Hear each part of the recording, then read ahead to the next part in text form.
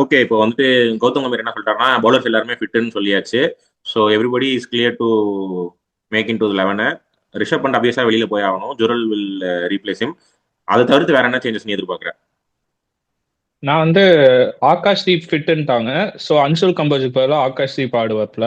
ம். இன்கேஸ் பும்ரா வந்து fifth match விளையாட மாட்டேன்னு சொன்னார்னா Harshdeep may debut. He will play. Bumrah will play.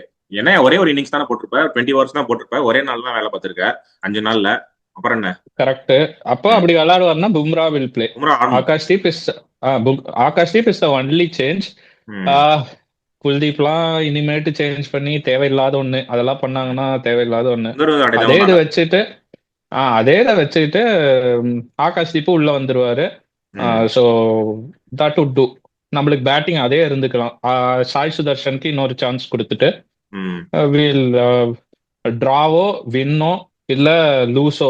Actually ரொம்ப நல்லா பண்ணியிருக்காங்க. இந்த 2-1ங்கிறது ஸ்கோர் கார்டுக்கு வேணா டிஃப்ரெண்டா இருக்கலாம். ஆனா ம். த்ரூ அவுட் பாத்தீங்கன்னா ஃபாட் பண்ணது சூப்பரா விளையாண்டதுன்னா இந்தியா தான்.